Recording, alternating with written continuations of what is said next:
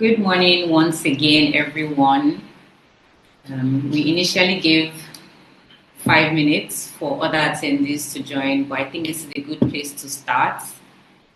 My name is Temilola Muyiwa-Ajayi. I'm a senior associate and team lead of the Intellectual Property, Entertainment and Sports practice at Great Chapel Legal, and I'll be your moderator for today's conversation. Our webinar topic today is Click Streams and Copyright, Who Owns Nollywood's Digital Future? This is such an exciting conversation, and I can't wait to benefit.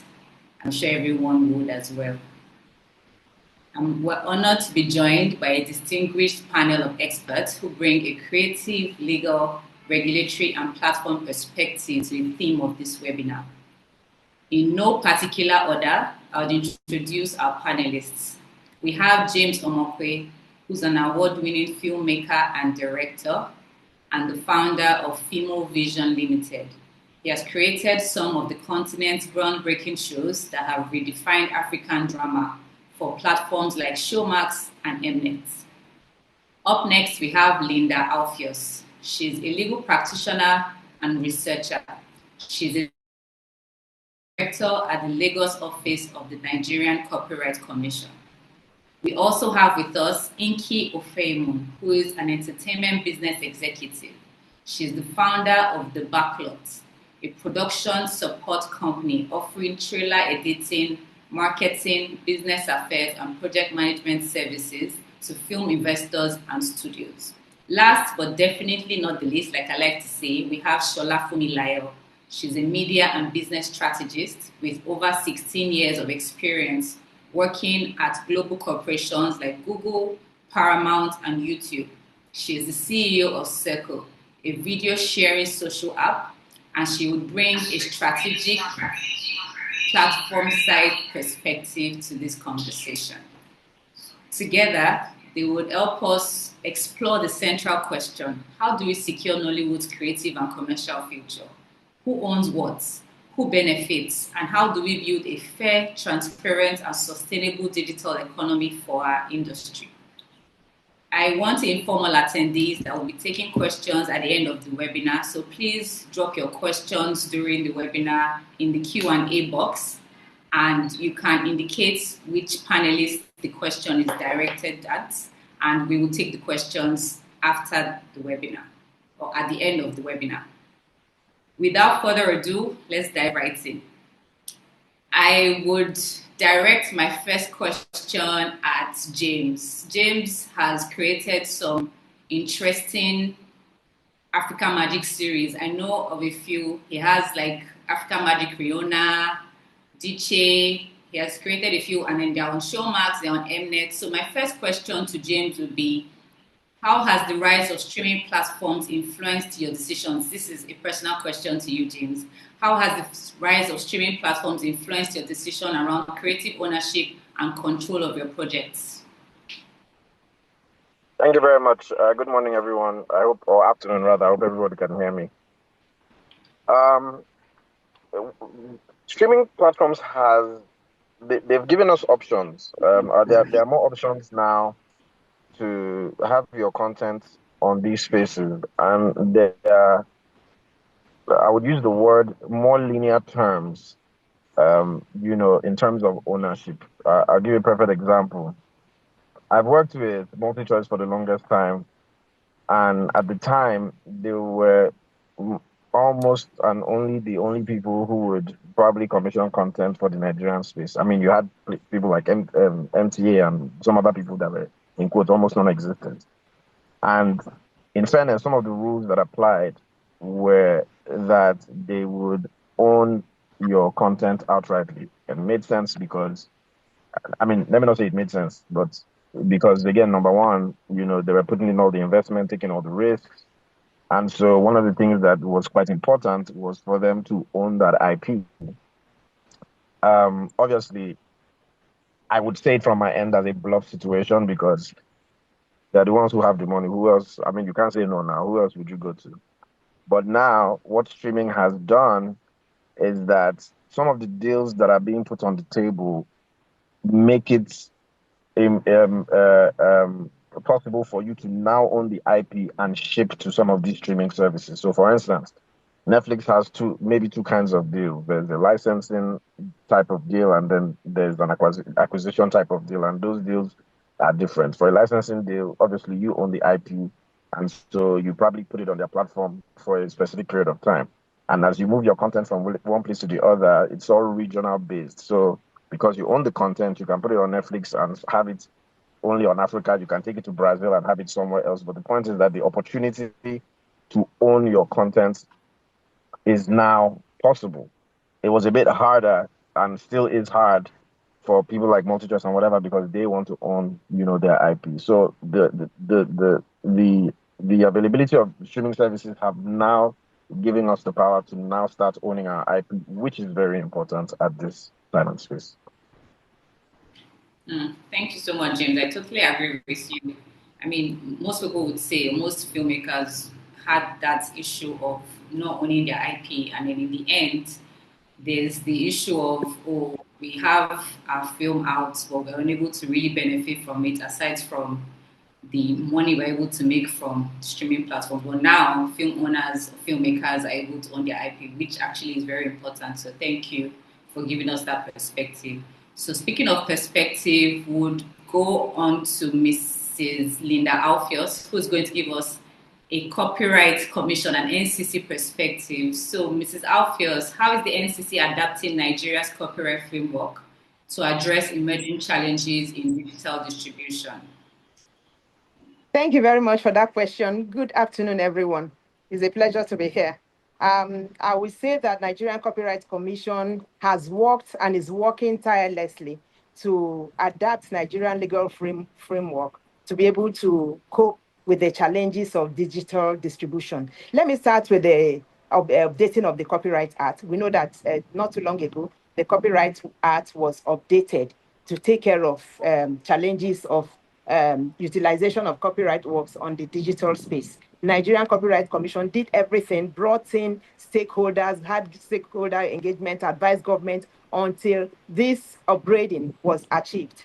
And in the upgrading, a lot of provisions, robust provisions have been made to help Nigeria and Nigerian artists to be able to utilize their work, both distribution-wise and otherwise, on the online space. One of such provisions is a provision for takedown, which the copyright owner can now utilize to take down his, to write to an internet service provider if he suspects that his work is being infringed upon. Then there's also the provision that concerns Nigerian Copyright Commission, which is now being used. Nigerian Copyright Commission can block access to a website which is suspected to be posting infringing items. And I'm very glad to report to you this morning that just last week, Nigerian Copyright Commission, with the help of NIRA and IFPI, were able to block 7 sites that were hosting illegal and unauthorized copyright works. That was just last week. It has never happened like that before. 7 sites were blocked.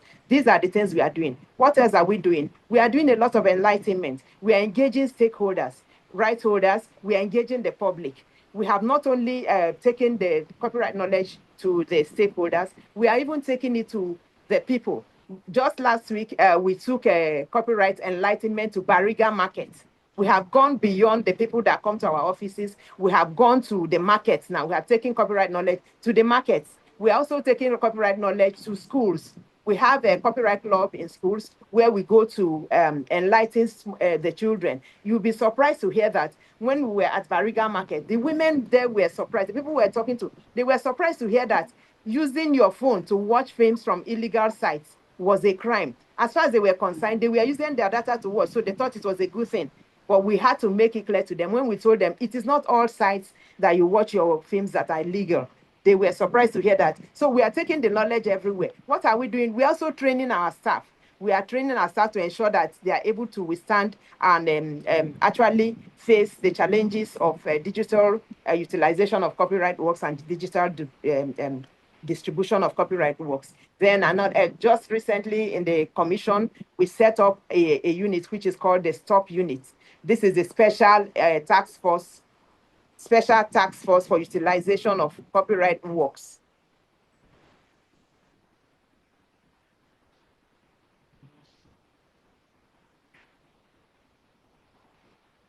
Mrs. Alfia still on the call? No, I think we lost her. Oh, wow. And I was really enjoying our responses on what the NCC is doing, which is very laudable. So maybe whilst we wait for her to join, I will just move on to Inky. Let's get a legal and commercial perspective on the biggest misconceptions filmmakers have about corporate ownership in digital distribution deals. I think it's still the same as it used to be with regard to education.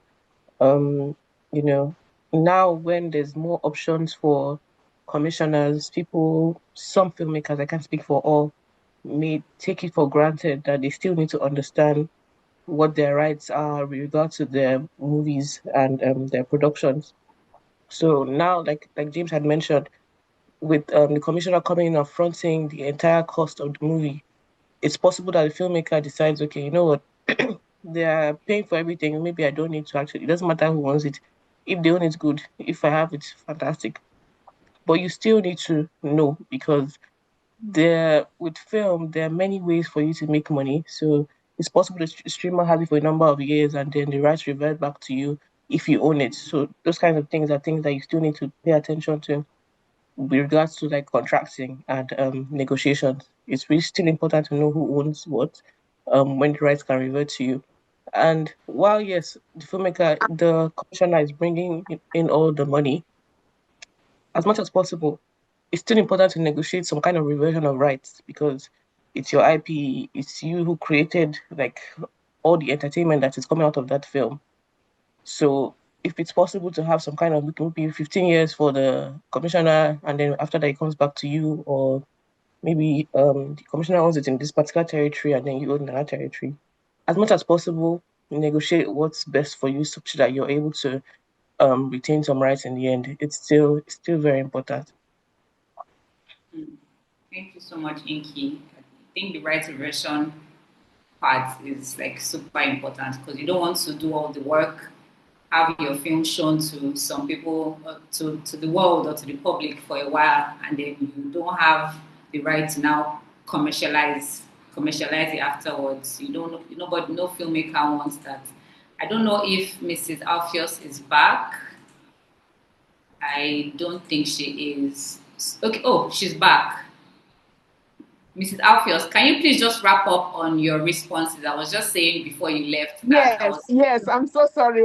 My network just took me off. So I was No trying to say problem. that very recently the Nigerian Copyright Commission set up a special unit which we use to monitor works on the online space. It is called Stop Unit. That is a special task force on online piracy. So this unit was actually what was used to investigate and put an end to those to block those sites with the help of NIRA, to block those sites that were hosting illegal works in under the .ng network. Then we also do a lot of trainings, not just for our staff. We do trainings for rights holders and also trainings um, for law enforcement agencies and other agencies. Thank you. Thank you so much. I think the efforts of the NCC are very laudable. Like it's very important because now you have many filmmakers complaining of their films getting pirated, several websites popping up every day, every now and then, showing their films, pretty much not getting permission, not attributing credit to the filmmakers. They're all just trying to make money. So I think the efforts of the NCC is very laudable. And we would now let's move to Sholafumi, who's going to give us, from her experience working with digital platforms, she's going to let us know what determines how content ownership and licensing structures are defined in the Nigerian market. Thank you very much, Timmy, on that. And I think that all the speakers have sort of given some sort of or answer to this. But from the start of the platforms, and I've been privileged to work with the likes of MultiChoice, Paramount, YouTube as well, it's always a risk and reward calculation. That's how a lot of these platforms make these decisions. So, for example, if you look at the investment tier sort of concepts to it, where the ownership is basically dictated by the people who fund it, who put the fund down. They might have an idea of what they want to do, which we've seen, I've seen experienced some of those where you sort of have an idea as a studio, as a company, as a media house, what you want to do. And then you just get a producer, give them that idea, and they flesh it up, and you give them the funds. So usually for that, if it's a fully commissioned project, we usually would call them originals. On virtually other platforms, call them the same. Then 100% of the production cost comes from the company, comes from the digital company, the producer. So hence, they generally would demand full ownership and a long exclusivity window. So it's usually because they're taking all of the financial risk, and if it doesn't work, it's them. So beforehand, it's just 100% that the companies usually want to own. And even if at the end of the day they negotiate anything, it's going to be a very, very long window period of years and years and years where the content might not really be useful anymore. And then there's the acquisition and the licenses part of things. This is where maybe the filmmaker funds it, and it's almost like the platform is just renting it for a time. So the filmmaker will be able to determine a lot and be able to structure a lot and and then you can define the exclusivity. It can be exclusively on this platform, usually the higher cost, or it's non-exclusive. I can sell it to anybody I want as a producer. And then there's also the hybrid part of it, where it is maybe the platform, you pitch it to the platform, and the platform see that, oh, there's something I really like about this thing, but we don't have the budget to fund it fully. And so the filmmaker will bring in some cost.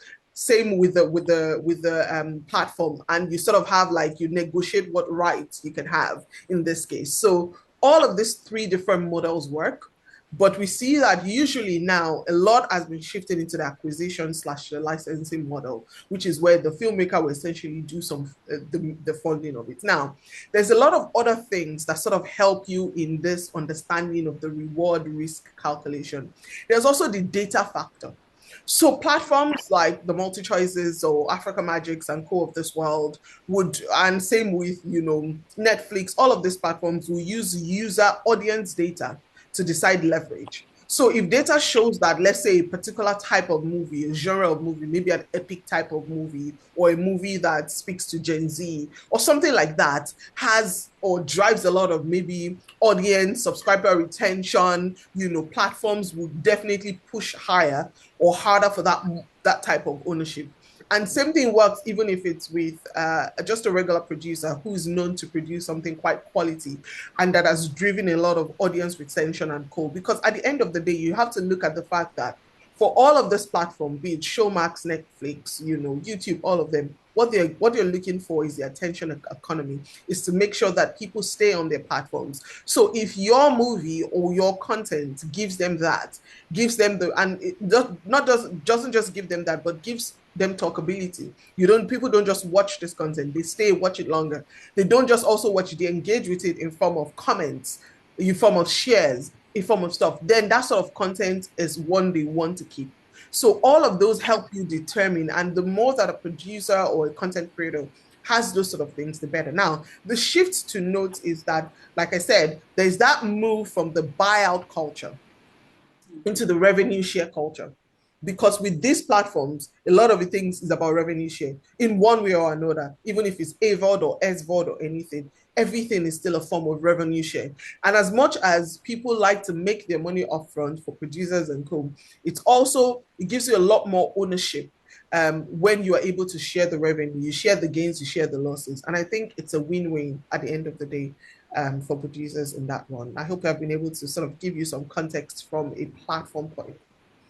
Yes, thank you so much, Solafunmi. I think that your response has formed the basis of the platform standpoint that we would use to develop this conversation. So we're pretty much just getting into the meat of the conversation. So I'll go back to James.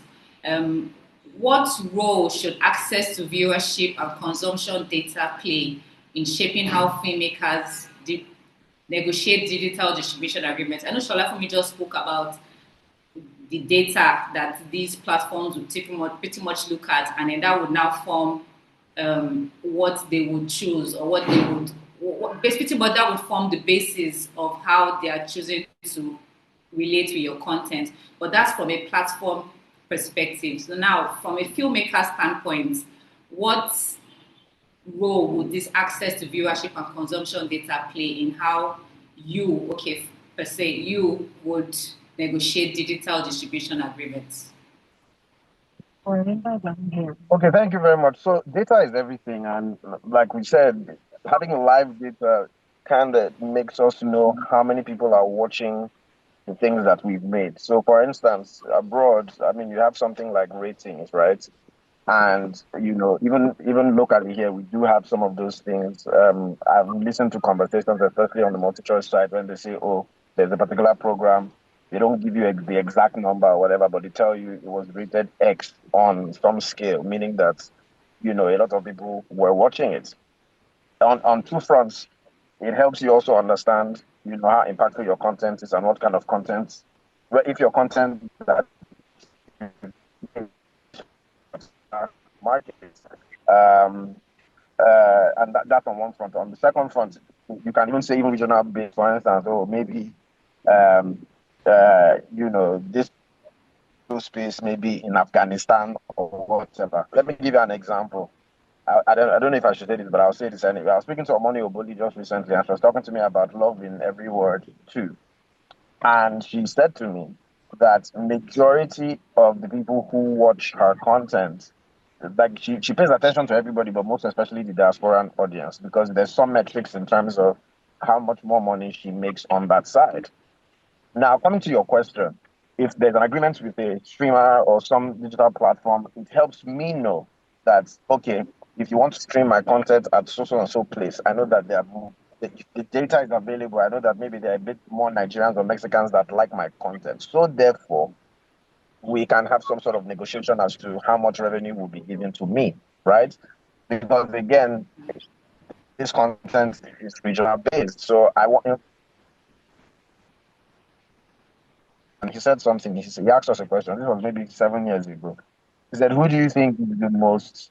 Who do you think watches Nollywood? Like in the world, who do you think watches Nollywood content the most?" This was 7 years ago, and all of us were like, "Oh, America, UK." He said Saudi Arabia. So again, that's data for me because now I know that if I want to make Love in Every Second Part 7, I know that okay, I'm going to Saudi Arabia because there are lots of Saudi Arabians who like my content, and that helps me just negotiate to say, oh, you know what, I can stream my stuff in so and so region, and I can negotiate so and so deals. In summary, data is important. It helps us zone into what the audience wants, audience consumption, audience. The word I say, audience consumption. I want to know what they are consuming. I want to know if they like it. So I know that okay, if there's a heavy demand in X place, and if there's a heavy demand in that space, then run me my coins. Thank you.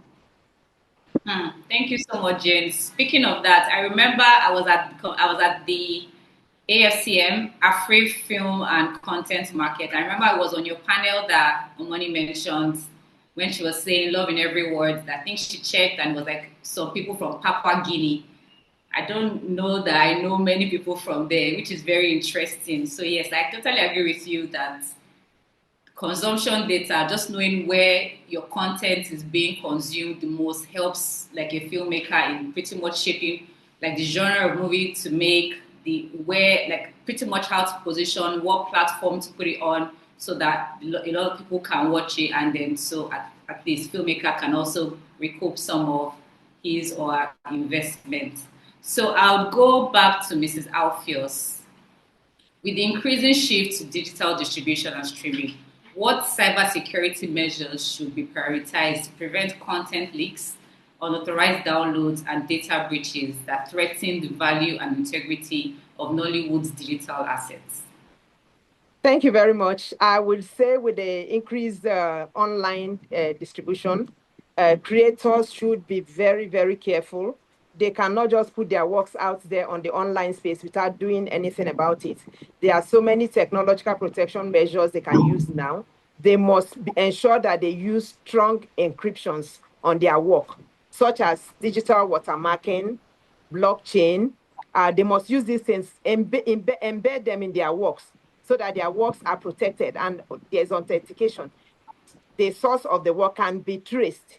They should not just leave their work out there in the public for people to pick up and use. Then they can also use a multifaceted authentication. Then they should also ensure that there is cloud security. Let them ensure that their works are properly secured on the cloud out there. When you put out your work and you don't use all these technological protection measures, you don't put all these security measures to prevent leakages. It's just like throwing your work out in the open space. Anybody there can pick it and use it and begin to benefit from your work. Then also they could also use things like a regular data backup. Make sure your data is regularly backed up so that you will identify when there are leakages or when some things are getting out of place. So people who own works on the copyright space, on the online space, please, I will advise you, make sure you use these technological protection measures to protect your work. Thank you, Mrs. Alfios. So I know I asked for cybersecurity measures, but now that you're here, now that we have you on this panel, I wanted you to just touch briefly on the importance of notifying the NCC of your work. Because, filmmakers and most artists or creatives, or at least to an extent, know that copyright is automatic. So most times when you hear, oh, there's a provision at the NCC where you can notify, not necessarily registration, notify the NCC of the existence of your work. And some people are like, why do we need to do this? If copyright is automatic, I've created a film, I own the story, I own the scripts, why do I need to do that? I just wanted to touch briefly on that since we have an expert from the NCC here with us. Thank you very much. I want to say that copyright notification, or which we sometimes call it registration, is very, very important for every creator. Yes, I agree. Once you have created a work as original and you have put it in a medium from which it can be perceived, that work enjoys copyright protection. You don't need the registration to enjoy copyright protection. But I tell you, this registration does a lot for you. It gives you added protection. It helps you protect your work. It helps you identify your work. You need to register your work with the Nigerian Copyright Commission. We call it e-registration. When you register it, at least there's a public data of the fact that the work belongs to you. There's a record that the work belongs to you. If there are conflicts, you can always use the registration as part of your evidence to prove that the work belongs to you. And now the Copyright Act 2022 has given legal backing to copyright registration. When you register your work on the copyright with the Copyright Commission, whatever information is there is presumed to be true until the contrary is proved. So if, for example, somebody is saying, no, you are not the owner, once you have registered your work and somebody somewhere is saying you are not the owner, it is not the duty of that person to prove that you are not the owner. The court will admit that registration, the information on the registration certificate in evidence, and it is not left for the person who is saying it's not your work to prove that it is not your work. So you have a backing, the registration has a legal backing. So I will advise every creator, please, as much as possible, make sure your work is registered. Because every time you create a work and it's not registered and you are pitching, trying to get people to sponsor your work, it's just like you have had a baby and you throw your baby out in the bus stop. Anybody who sees the baby can pick the baby. Anybody who needs a baby can pick the baby. How do you trace your baby? But when you have registered your work, somebody somewhere knows that this is your work. If anybody attempts to pick it and use it, you will be able to identify, this is my work, you cannot do this. And then that registration, like I mentioned earlier, can be tendered in court in cases where your matters go to court. So please, I want to advise creators, once again, register your work with the Nigerian Copyright Commission.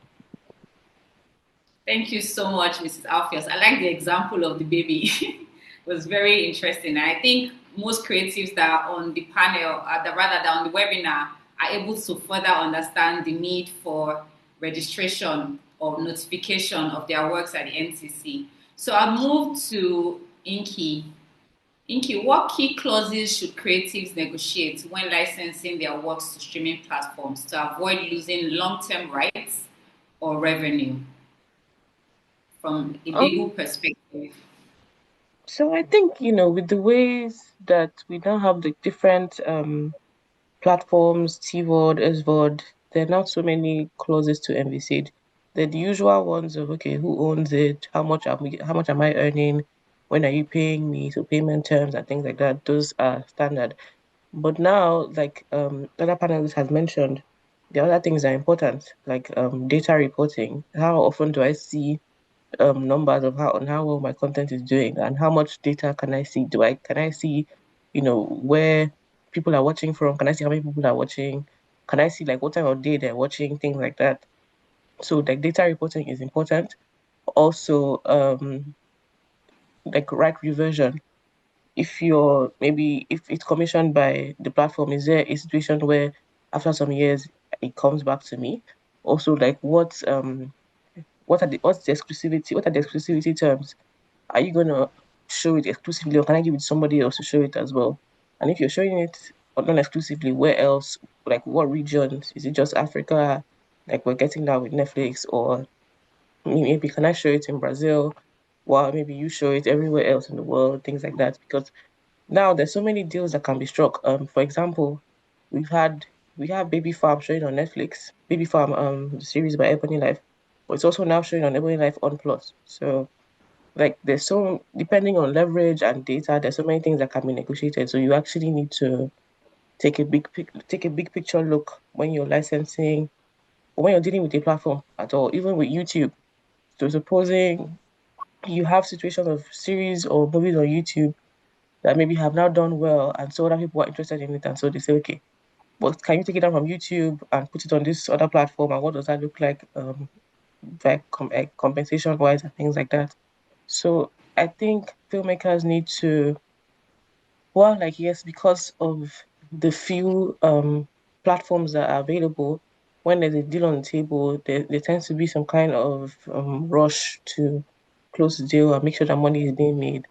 But there's so many ways to think about your content and what it could be years from now. So there's so many things to think about when you're negotiating. So like I mentioned, data, rights, exclusivity, things like that. Because really IP will not doesn't necessarily live forever, but there's a long lifespan. So you want to make sure that you're making the best of what that time is, and making sure that as much as possible you reap all the benefits of your content. So you want to think about it big picture. Thank you so much, Inky. So, if I understand what you said, data reporting, exclusivity, these are key clauses to look out for when a filmmaker is negotiating with a streaming platform. Thank you so much. We would move now to Sholafumi. What opportunities do you see for Nollywood creators on global streaming and user-generated content platforms, especially in sociable monetization? This is a loaded question. Scalable, you meant scalable monetization. Yes, look, there's so much. And I feel like I was just talking to someone just funny enough, midnight. I was having a conversation with a founder, and I was just telling them that there's never been a better time to be a producer of content. I genuinely believe that we've moved from the era of where the wealth was, which is things like oil and all of those things. So the world now where it's democratized and in form of content. Attention is the new stuff. It's the new gold. And if you have content that drives and holds people attention, then you literally have gold and oil in your hands. So I think that producers and creators, to me, they're the same set of people. It's just in the sort of things you create. But I think that when we speak producing in the movie world, we just see ourselves as someone who produces a movie. But we need to move from that into really seeing that you've become a one-man distribution channel, a one-man Africa magic, so to speak. And you need to think like that. So the biggest opportunity is in the library monetization. It's the fact that you don't just want to sell one movie, you want to build a hub, a channel, a place where people can know that the sort of the quality of things you do. And that way you almost bring your power into your own hands. And I think that's where producers need to get to be. You need to see that it's beyond I create something for Iroko, or I create something for MTN, sorry, for MultiChoice, or I create something for Netflix and co. What do you own that you can sell continuously and have a whole library of? That's really, it's the volume that creates the scalable recurring revenue. And then that creator economy is something that I haven't seen a lot of producers do. Platforms like YouTube has turned the game on its head. When you work with a platform like Netflix, you have to sell it to them, or they license it, or they commission you to do it. A place like YouTube, it is literally the world. There is no middleman. It's you do your movie today, you put it out on YouTube tomorrow, you get instant feedback, you know if it's great. And if you build that audience, and I've seen people across the world who've built that audience and they turn it into something that people now know, you create your own digital movie channel, that whatever you do there is what people want to come and see. And it's going beyond that mindset of, oh, is it a bit more risky? Yes, because if people don't like it, you know immediately. But it's also going beyond the, oh, they pay me for it, or Africa Magic licenses it, or Netflix licenses it. At this point, there's multiple ways that you can monetize the same content on a platform like YouTube, because not only do you make money from, you know, ads when you make that, there's also memberships, which is people already pay to be part of your channel on YouTube. And that way, when they get that membership, they pay, they can see the content ahead. A lot of people don't know, a lot of the creators and who you see on YouTube, they have memberships where some people have seen that content before, you people see it free, and there are ads on it. So there's that leverage, there's that extra one that they've made some sort of commission, some sort of money beforehand. There's super chats where people in the chat can gift you and co. I know creators who are making a killing on all of that. There's merchandising. There's also brand deals now where brands look at the content and see that, oh, I love what you've done with this particular movie. If you're doing a second one or your next movie, can we have our brand exposed on it? That you will make revenue from on YouTube without YouTube even having anything to do with it. It's embedded into your movie creatively. All of those things work. And what I like that this platform does for you, and that's why I think YouTube is such a big one that a lot of people are not leveraging.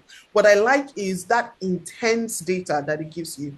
I've worked on the end of the TV companies and co. And the data they produce is literally what it is. If we tell you that this movie had this sort of views via Nielsen or NPS or DSCVI data, it's what we tell you, even though we know if it's true or not. Usually, of course, we'll tell you the truth.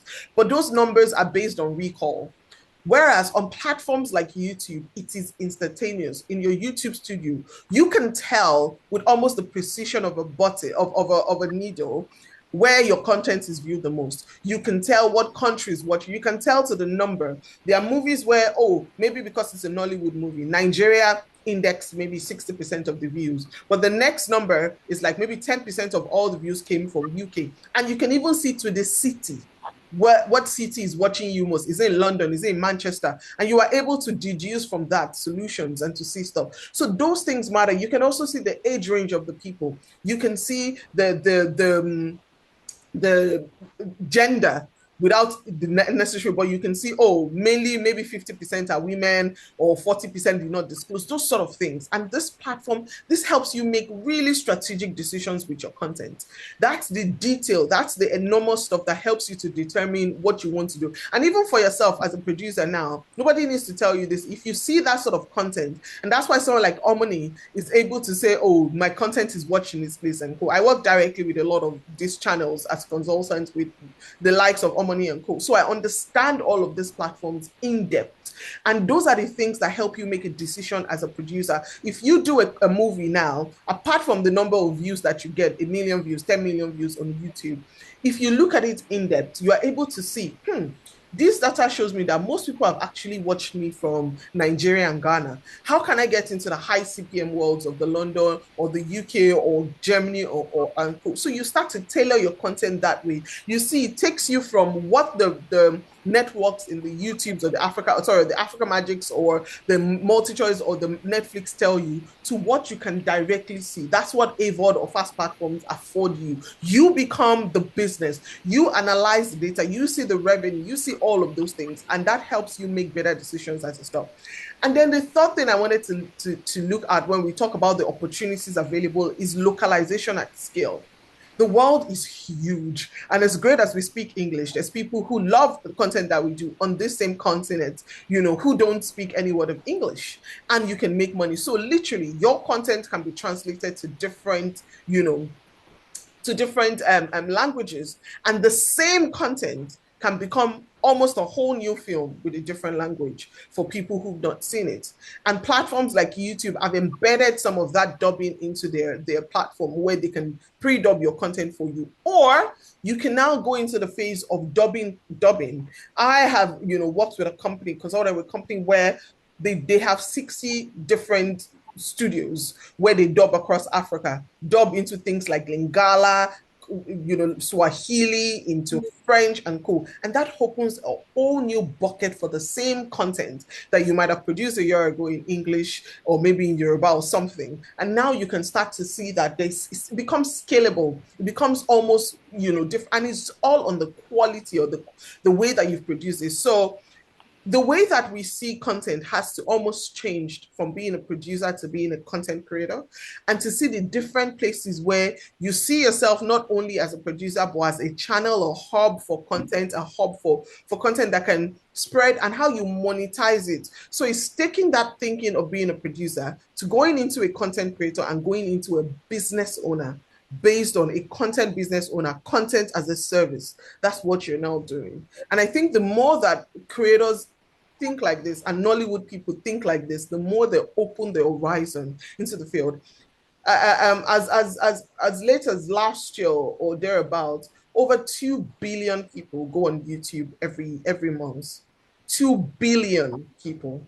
In Nigeria, for now, the daily average users of YouTube in Nigeria itself, I think it's about 11 million, 12 million now. And we're at 200 plus. So the field is huge. The sky is huge. You just need to create the right enough content, leverage the right platform, distribute it the right way, monetize it the right way, localize it where it needs to be localized, and you'll be amazed at how this content will fly. Thank you so much, Sholafumi. So I'm just going to ask a follow-up question to that. I don't think you touched on it. I know it doesn't necessarily touch on my question, but from your perspective, if filmmakers can afford it, can you just speak briefly on which is preferable to these streaming platforms in making a slate of films, or are they licensing them to the streaming platforms? Do we can just one film after the other? So I think it depends on you. It depends on you, and it depends on your business model as a Nollywood person. What do I mean by that? So if you're a producer who is used to commissioning stuff, the company pays you, you commission. So let's say, for example, Africa Magic pays you, you do it, you give it to them, that's it. That's your own model. So it's almost like you are a producer, but you're almost a producer on hire. So it's not a business that, like to say, you're almost being commissioned, given a job, you do it, it's a project, it's like a contract. But then if you are a producer who really is a business owner, you're producing content and distributing it, there's different types of models that is available for you. And for me, that's where the shift is. As great as we love TV, I don't think I've watched a cable network in the past 5 years. And I don't think my child understands that there's something called, even before I left Nigeria, I don't think he understood that there's something called DSTV anymore or something like that. Not because they don't, or Star Times or something. But now there's the world of, connected TVs where you literally on your TV, you're able to connect to Amazon today, connect to YouTube tomorrow. So that programmatic way of seeing content, as much as it's there, it's shrinking. So that way of seeing stuff, it's getting into the phase where it's the millennials that understand it, the Gen Zs and the Gen Alphas and coming after them. They don't see consumption of content that way again, because their phones are with them.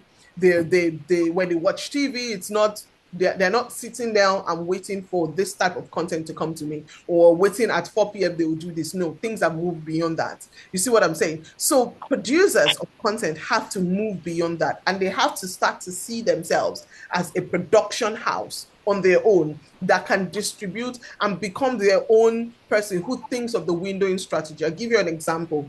If you as a producer commit 10 million naira to producing a movie, and you ask yourself, how do I make sure this movie, I take everything that I can get from it? How do I, milk it for everything it's worth? Okay, am I able to go to the cinema with it? Okay, maybe it's too small for a cinema, so I don't go to the cinema. What place can I leverage it for? If you're on something like YouTube or something like you have relationship with something like Netflix, if you offer it to the Netflix and the Amazons of this world and you say, okay, it's good enough, so you give it to them exclusively and you decide they take it for a time, maybe a window of 1 year, where you cannot have it anywhere else, or you discuss a non-exclusive deal with them. That's the first stage. Now, after that, you can now look at that same content and say, actually, I like the way this content is and it's done well. Do I take it to something like YouTube? Now, when I put it on YouTube, I don't want it to just be ads immediately. Can I set memberships first? So the first people are the ones who pay me a specific amount to watch that movie as my subscriber. So they've paid me for it. And then maybe after 2 weeks or something in that phase, then I can window it down to people who watch it on ads. And that way it's on the platform, people watch it. So there are different ways that you can think of this. And on YouTube, if you are able to keep an appointment viewing, if people know they can come to your channel every 2 weeks, that's what the Omni is, the Royal Arts, the Imabel TVs, all of these channels, that's what they've been able to do. People know that every 2 weeks or every week I can come to your channel and there's a new movie waiting for me. Then you see, you've become your own Africa Magic. You have built a whole hub. And if you arrange your channel with playlists, with all of those things in the way that it makes sense, that when someone comes, they're not lost on the channel. Just the way you won't go to Africa Magic Epic and see a Yoruba movie or something. You'll become lost and be like, what am I watching? That's the way that people need to understand and optimize their channels to see that. And once you do that, then the sky becomes the limit. You become a business owner. You're not someone who is just commissioned to do this content. And if tomorrow the network doesn't have the funds to commission again, then there you go. But you've built your own channel where people all over the world can be, and you've sort of democratized and opened, it's become permissionless. You don't have to follow any rules. You just have to ensure that it follows the rule of the platform. You put it out, you monetize it, you create shorts around it, you push it as much as possible, and the platforms will usually reward you very well for it. And the audience will reward you, and you become your own. That's where the Mr. Beast of this world, do their stuff. I know a lot of creators now who started out on YouTube creating something, and then Netflix approaches them and say, actually, we like what you're doing. Can you bring the next version? We will pay you for it on Netflix. You see what I'm saying? They built their own niches in those places. So it's very important that you can be a creator or a producer who sits on the bucket of the TV world, but understand that it's shrinking. The advertising funds, which funds TV, is moving into this digital world. So you need to position yourself there and start seeing yourself like, how do I create for a place where it's permissionless, where I take the risk, not the platforms. I take the risk, I put it out, and I can do it as much. If you have a content on YouTube now, I'm sorry that I'm taking so long to explain this, I'm so sorry. If you have a content on YouTube now, you can pull it down today and sell it to someone, and sell it to there are platforms that actively wait for you, that when you've tapped it on YouTube and you feel it's done its work, you can take it down, give it another name, put it on another platform that pays you for it. It's all your content. But if it's commissioned and fully paid for on the platform, you cannot do all of these things. So you see, that shift is very necessary in saying that, do I want to be a producer who works with networks? Again, it's great because they pay you upfront, you make your money upfront. Or do I really have a business as a producer, as a Nollywood person, as a creator? Do I have a business that funds me, that brands come to me, that my audience know they can come to this page and they can be entertained with the quality of movies that I do? It's those two different things. Or you can find yourself in the middle of both. So it's just deciding your path as a producer and going for it. Thank you so much, Sholafumi. So many nuggets. So many nuggets. Thank you. I would like to just remind everyone that if you have any questions, please drop them in the Q&A box and we will take them afterwards. So I'll move back to Mrs. Alpheus. How can filmmakers, distributors, and digital platforms collaborate better with the NCC to ensure effective copyright compliance and enforcement? Thank you once again. In fact, without the collaboration of filmmakers, producers, we will not be able to achieve our mandate, which is protecting creativity. So we want to appeal with filmmakers, producers, distributors to please collaborate with us. And one of the ways they can collaborate with us, as I've mentioned earlier, is by registering their works. We need to know the source of this work. We need to know who owns this work. Sometimes some interested parties might come from outside Nigeria. They want to do business with you, and you tell them you are the owner of the work. They want a public record that you are the owner of the work. So they will come to NCC to find out who actually owns this work. So it is imperative that you register your work with the NCC. Then we also want to say that the producers, distributors can also partner with us in our anti-piracy initiatives. They can partner with us, they can help us. We have a lot of campaigns we do, telling people to say no to piracy, telling people don't patronize pirated work. So producers and stakeholders in the industry can collaborate with us for us to be able to achieve this better. Then we also like information sharing. They can share information with us. Sometimes this information gets to them before they get to us. If they have information about people who are pirating their works, who are uploading illegal content on the online space, please, they should run to us, let us know, inform us, so that we'll be able to do something about it. If we don't know, we may not be able to do something about it. But if you have such information and you bring them to us, please, then we'll be able to act efficaciously and be able to stop these things. Then we also want to encourage them to collaborate with us in our enlightenment programs. We do a lot of these enlightenment programs. Sometimes right holders, we discover that some right holders may not really understand what rights they have, what the law does for them, the protection they enjoy in the law. So we do a lot of enlightenment. If they organize such programs, if they organize programs among themselves, among their guild, and they invite NCC will be able to come there and enlighten the people. So we need the collaboration of these people even in our enlightenment campaigns. Then I've mentioned information sharing, then they can also partner with us in our anti-piracy initiatives. So there's so much we can do together. We must be able to work together for us to be able to sanitize the ecosystem, for us to be able to ensure that creators get enough reward and remuneration for their creative effort. So we appeal to producers, marketers, distributors, creators, cooperate with the NCC. Thank you. Thank you so much, Mrs. Alpheus. Thank you so much. So I'll go back to James. I changed the order a little bit, so everyone doesn't know what to expect. So I'll go back to James.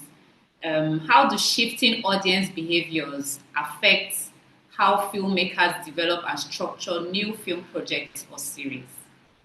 So shifting. Thank you very much. And I wanted to piggyback on what Solafunmi was saying.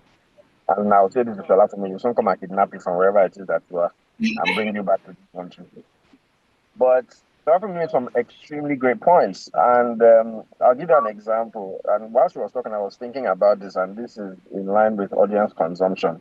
I don't know if any of you 55 people here have seen this thing on TikTok. It's called The Danish Deception. It's a 25-part series by one lady who was trying to talk about her experience with some guy she met. And we're watching that thing like we're watching a Netflix series. I mean, I watched all 25 episodes. You start to realize that we are shifting from, the traditional way of consuming stuff. Years ago, people were watching long-form shows like Ajoche or watching films in the cinema. Now, these people are watching stuff on TikTok. In fact, there's a vertical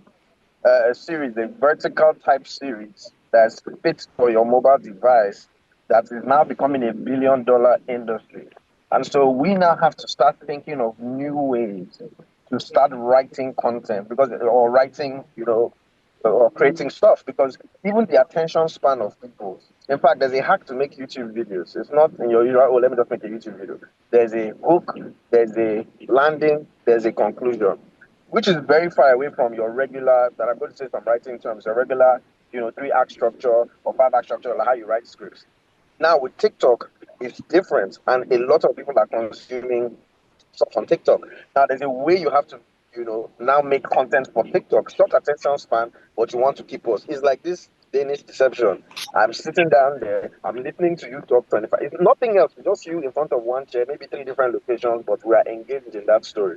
And so learning this consumer behavior, we now have to start adjusting. So for instance, I'm talking personally, for myself. I'll give you an example. We developed a TV show last year. It's a YouTube TV show. But one of the things that we also thought about is how do we also get the Gen Z market involved? What did we do? So we created this TV show that spans across 30 episodes. It's Mondays, Wednesdays, and Fridays. However, the characters in that TV show have real life social media presence. So it's their characters, but they have real life social media presence. And every time the episodes don't air, there's extra content that those characters are putting out on social media, like posting videos that have to do with the story or posting stuff on their stories so that audiences can also follow the story in a non-linear way. That way, you're breaking the traditional form, and I call it breaking the fifth wall. So you're breaking the traditional form. What are you doing? So you're entertaining the audience, and then the audience is not only aware, or the actors, and the line between the actors and the audience is almost invisible, but the audience is also, involving themselves in the life of the show. So these audience members can tweet, they can, comment on this real actor's page as if, they were a character in the film, and this person will respond. So they are immersed in the content. So these are ways that we are now shaping storytelling to fit the consumption of, the current generation, because nobody wants to sit down to watch 10 hours on TV. And we don't want to do that. It's only us old people that do that stuff. Young people just want to chop content and just move on. And so, again, we are very aware of that, and we are changing the way we are writing content. We're changing the way that people are writing because we see that consuming it is very different. So those are the things that we're doing to push ourselves into this new boundary and push ourselves into this new sensation of creating content. Thank you so much, James. So I'll just go back to Inky to ask one more question, and then I ask a general question to address a general question to all the panelists. So, Inky, how do you think Nigerian producers can strengthen their bargaining power when negotiating with global streamers who typically dictate deal terms?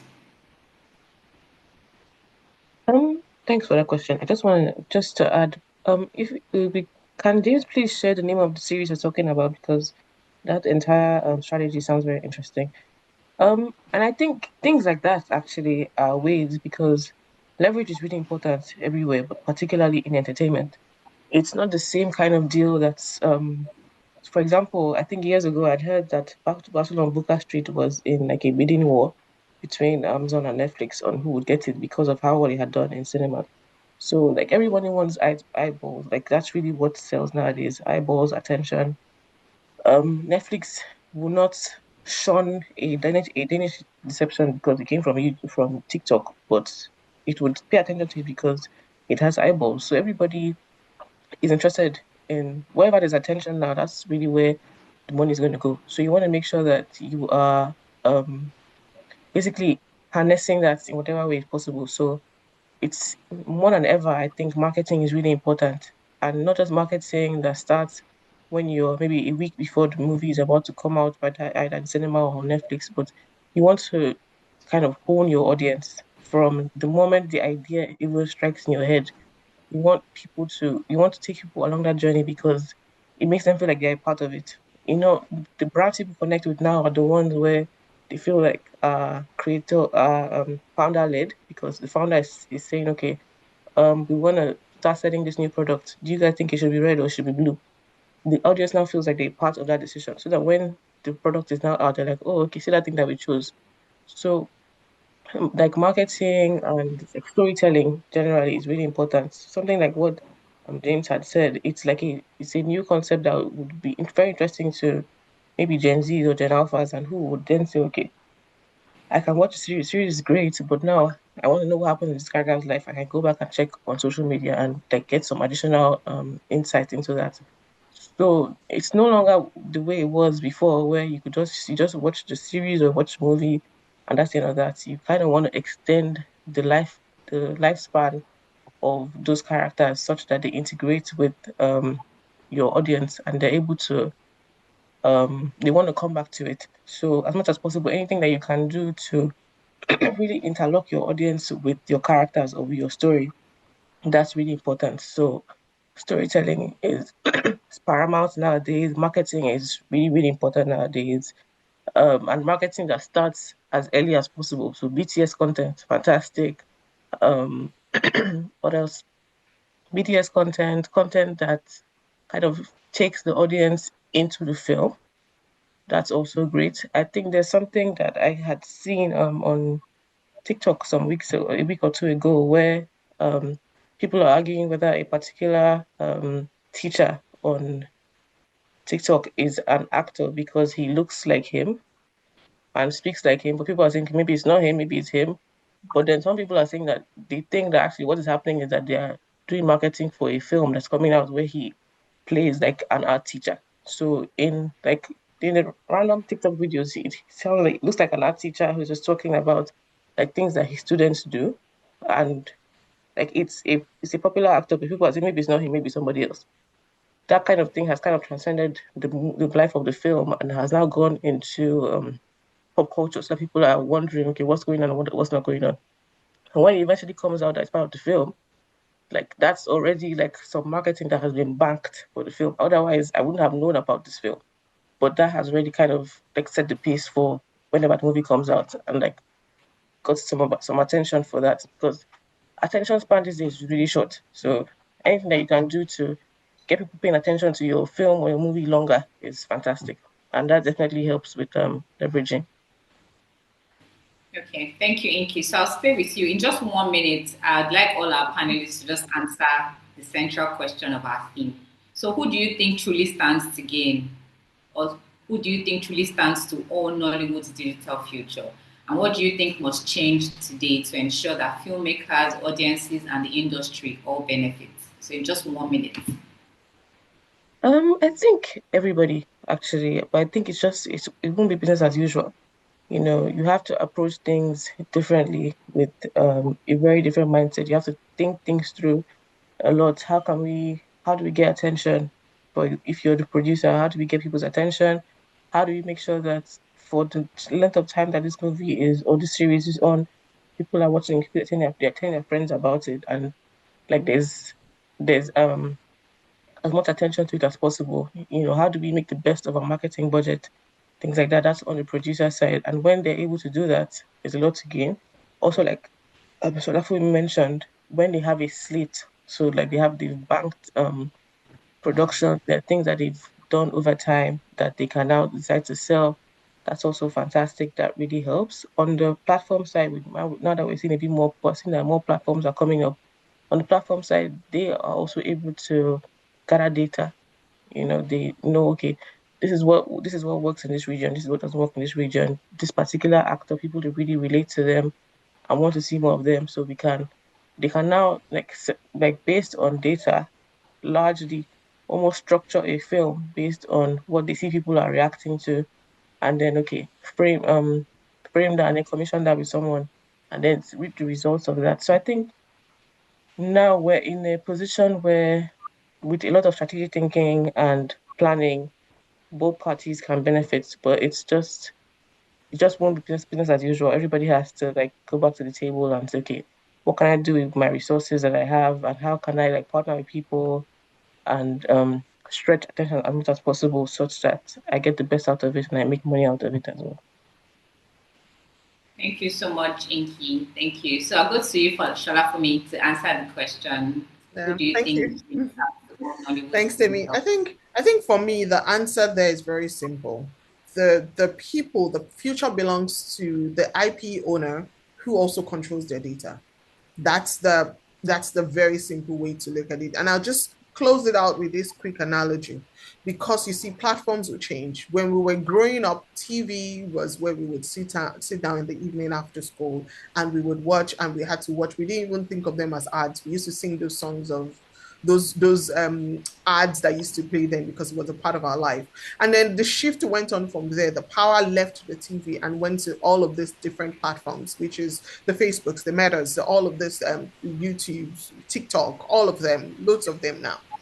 The power shifted to them because you see those ads that we used to see there, they shifted to those platforms. Now, those same thing, that shift is now happening again, moving from those platforms to the actual human beings who drive the platform, which is the creators, the producers in this sense. So the power has shifted from this big, huge person, huge company, huge corporation in form of TV, to now shifting down to a platform where people are hanging out. And so the ads, the money went there, and now shifting to individuals. And because of that change, the person who win is really not just the person who is producing content or the platform, because remember, there was VHS, there was DVD, there's streaming, there's VR, all of those things. It is the filmmaker, the creator who builds direct relationship, direct communities with their people, and who own their rights, and they survive on that tech. They're the only ones that will survive this technological shift. We also have AI coming into the mix now, different types of content, micro dramas, all of those things coming into it. If you as a producer is waiting for a micro drama platform to come and reach out to you to produce content, then you might wait forever. Whereas even the likes, so I give you an example. YouTube used to have YouTube originals. YouTube stopped that and realized that actually, no, we're going to focus on people creating content. So before long, all of these platforms too will start decentralizing and democratizing. So the people who actually win is that IP owner. You can be a movie producer, a creator, anything you're doing, but who also owns the data. You own your data, you look at the data and use it to make decisions. You leverage, you evolve. Those are the people who really own the system. So it's really more around the content is king, but distribution is the queen part of it. And the distribution part is really who wears the pants. Thank you so much, Sholafumi. So, Mrs. Alpheus, you can just give us a little perspective on who do you think truly stands or truly owns Nollywood's digital future? I want to say that the people that own the Nollywood's digital future are the creators who take time to understand copyright and how they can monetize copyright for their own advantage. One of our panelists was reeling out for us ways in which you can monetize copyright. I mean, any creator who takes time to understand these ways, he's standing on top of the table. So I want to believe that they are the owners. And what must change for this to take place? We must be intentional about acquiring copyright knowledge. If you are a creator, be intentional about acquiring copyright knowledge. If you have the knowledge, then you are on top. Nobody can cheat you or take from you what belongs to you. I know sometime, was it very early this year or late last year, there was a movie that came out and it was trending and it was everywhere. And suddenly we heard that the movie has been pulled down because of copyright issues. They said there was a picture that was uploaded. People are becoming more conscious. Who would have ordinarily thought that a photographer can have an influence in pulling down, having a movie taken down? But now people are becoming more conscious. So if you're a creator, be intentional about acquiring knowledge about copyright. Then you'll be able to make the best of your creativity. Thank you. Thank you so much. Thank you so much. James? I mean, my answer would be creators and whoever figures out distribution. And some of our biggest, I mean, with digital space now, distribution is quite easy, but there's still 8 billion people who exist on this earth. And a good percentage of that number still needs to watch some form of content either way. I think once we figure out, how to deliver that content, regardless of the opportunities that are already available, the content creator and the distributor will be king. Once we figure that out, that's it. I was giving an example to somebody. In Nigeria alone, we're at almost 280 something million people. I was at NTA a couple of months ago, and I was shocked to hear that NTA has 80 million eyeballs. And I'm like, in a country of 280 something million people, like, what are we doing? If you get, I mean, kudos to them, but there's a lot more people that still need to watch content. Once we figure that out, we're golden. So the creators and anybody who figures that out. Thank you so much, James. Thank you very much. I think our panelists have done an exceptional job at dissecting this question, or the central theme of our webinar: who owns Nollywood's digital future? The investors, the platforms, the creators. And I will just go on to our questions. I think we have one question.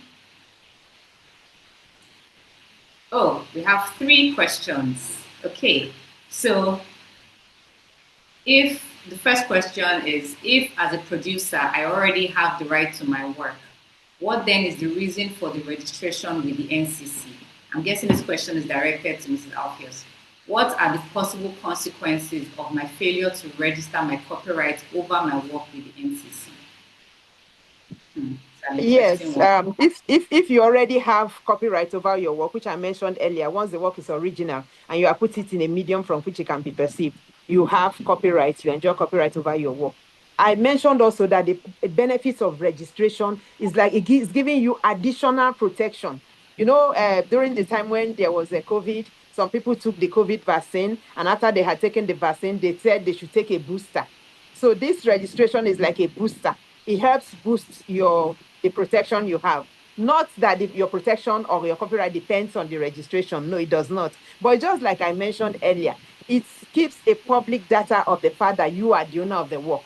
There's a public evidence of the fact that you are the owner of the work. Anybody can refer to it tomorrow and know that you are the owner of the work. If there's an infringement case, you can tender this registration certificate in evidence, and it will be accepted by the court. It will be admitted by court.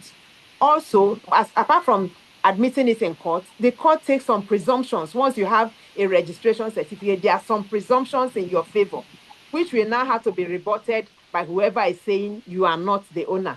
So I think you have more to gain by registering your copyright with the NCC than not registering it. I don't know if I got... Was there a second part to that question? Yeah, so no, I just wanted to add to what Miss Linda said, if you don't mind, Temi. So I'll tell you, as a producer, those registrations help you. Let me give you a very genuine example. So there are creators today or producers today who are now putting their works on the likes of YouTube and co. And before your channel is monetized, part of the things YouTube will ask for is this data and say that you actually, because they've seen a lot of people go and open movies, open channels on YouTube, and those people don't own the movies. And they could have stolen the movie from someone's channel on, like, let's say TikTok, or someone's channel somewhere on another platform, or go and download it from all these fake platforms, open a YouTube page, and then slam the movie there, and they start making money. Part of the things YouTube will ask you for is this sort of information, that did you register it? And you must be able to. I have worked with at least 10 different creators, producers, who needed to tender that information to show YouTube. Or there's someone who comes to claim your movie and stuff. Now, let me say it clearly. YouTube also has protections for each. If there's something called content ID on YouTube where they protect every single frame of your movie. But if people take it out of YouTube illegally, there's no protection there. That's where all of this protection comes in. And for you to even monetize on a platform like YouTube and a lot of all these other newer platforms as well, you need this data. You need this registration, that copyright registration, that I own the data, I own this stuff. It's part of the things you produce that would really save you and help your monetization. So if it's, I mean, I like the way Miss Linda said it. If they've made it easy for it to be done, very quick, very easy. Usually for people, it's like the bureaucracy of doing it. But if it's very easy to do now, please add it on. It's protection that would serve you well. It can be the difference between making $50,000 today and not getting 1 cent of that money, just because you don't have the rights or you don't have the registration that says this movie belongs to me. Thank you so much, Sholafum. So we'll just stay on you because the next question is addressed to you. So this person would like to ask, this is Chidi Kalu, based on your analysis and considering that YouTube is currently the only platform that operates or functions this way, can we outrightly say that YouTube is the future of Nollywood, especially for film and not just general content like skits and podcasts? So I'll be honest with you that YouTube has built a platform that is transcending, a model that is transcending a lot of platforms, other platforms. And the model really does work, but the model involves you and me. For now, because again, they've built 2 billion people who come there. And the thing is, YouTube is known as a video sharing platform. Now they have YouTube Shorts where you can go there and you can see things, that's just for fun. But traditionally, YouTube is not the place where we go just for have fun. You go there to watch video. So because of they built that and they're sharing this revenue, it's not like Netflix where you go and you negotiate as a producer and then you put out the content and cool. You don't care if it does well, you've already been paid. This one, we're both in the league. I, as YouTube, take 45%, you take 55%. Other types of the revenue, you take 75%, I take 30%. So it's already there, they've built the platform. So that particular one, it works. Now, are there other platforms coming up as well? who can start driving those sort of numbers and taking it from YouTube. It is a model that any other platform can use. It's just that YouTube has been the one to really, really own it and is doing it very well. Do you see what I'm saying? So that's why YouTube is part of the future, but I would not discount the likes of Amazons and Koa of this world.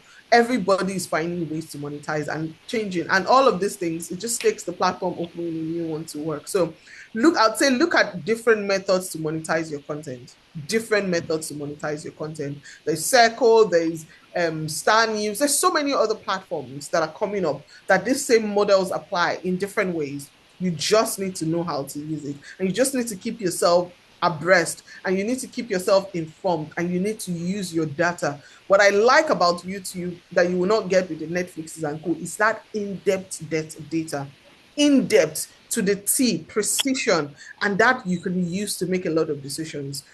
Whoever owns again the data, the IP, the data, the understanding of that data, and the leverage and the use of that, the optimization of it is going to win this game. Thank you so much, Sholafumi. So we'll just answer our last question from Bola. Bola says this has been a very good webinar. I totally agree. Her question says, how does Nollywood keep its culture despite competition from online platforms in our ever-changing digital environment? So maybe I'll direct this question to James, because I know he has a film. I don't know if it's still showing Osamide that's like in the cinema. So I think he may be able to provide a perspective on this, James.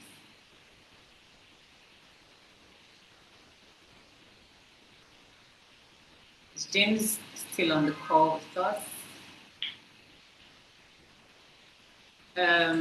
Okay, I don't think James is here. So maybe Inky wants to answer the question for us. So I think with our cinema culture, it's going to be a bit of two things. First of all, we may have to adapt our cinema culture to the realities of our current economy.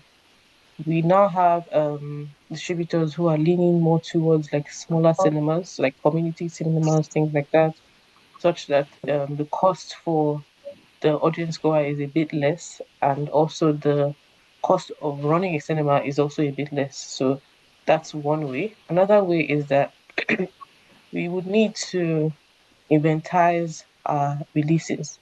So this people cannot feel that the same movie that they're going to see on a streaming platform that they can just sit down on their bed and watch is the same movie they're going to see in the cinema.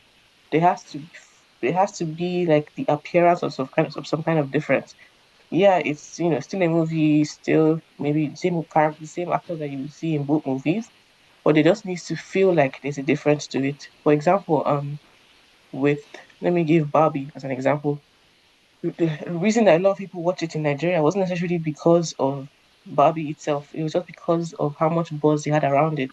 There was so much, actual like real life marketing and also just like digital marketing around the movie, so that people felt that okay, this is a moment I need to be a part of. So that's something that filmmakers have to find a way to replicate when they're going to the cinemas. If you're just going to go to the cinema and say, okay, I have a trailer, I have a movie, it's coming out on so day, go and watch it.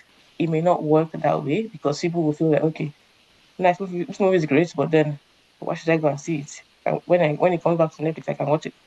So things like that. You need to find a way to create an event around it such that people feel that okay, if I don't see this, there's some FOMO involved. And so I actually need to go and see it. Not necessarily because of the movie as such, but because of the kind of razzmatazz around like the release of the movie. There's We've gotten to a point where filmmakers can't just make the films and like drop them. They also need to kind of either buy themselves or work with people to a kind of create like an event or an experience around the release of the movie such that people feel compelled to go to the cinema to watch it. That's the age that we're in now. Thank you so much, Inky. Susan has two questions, but in the interest of time, we'll be unable to take one of them. But just quickly, Susan is asking for the websites for copyright e-registration, Mrs. Alphys. I think it's NCERS, if I'm correct. Yes, you're muted, ma'am. You can hear me. www.copyright.gov.org. Okay. Hello, did you? Thank you. Yes, we heard you. We Yeah, heard and when you. you get there, Thank you go to e-registration. Okay. Thank you very much. So we have come to the end of our webinar. This has been such a thought-provoking, practical, and very insightful webinar. I gained a lot of insights. Content is king, distribution is queen. If you are negotiating an agreement, you should also consult or basically just check the data reporting, exclusivity. As a creative, it will be good for you to register or notify the NCC of the existence of your work. If you are paid to commission a work, if you're a producer, it would be good to also look at the business side, not necessarily focus on only the monetization or the content. These are just a few of the things that I got from all our panelists. Thank you so much to all our panelists for lending us your time, your experience, your expertise. Inky Ofeimun, Linda Alfiel, Sholafumi Laelle, James Omokwe, thank you so much. This has been really, really, really outstanding. And thank you so much to our attendees for spending this time with us. We do not take it for granted. We would like to enjoin you to follow us on social media, on LinkedIn and on Instagram at Great Chapel Legal, and have a wonderful day. Thank you very much, everyone. Thank you. Thank you for having us. Thank you, and bye-bye. Thank you. Bye.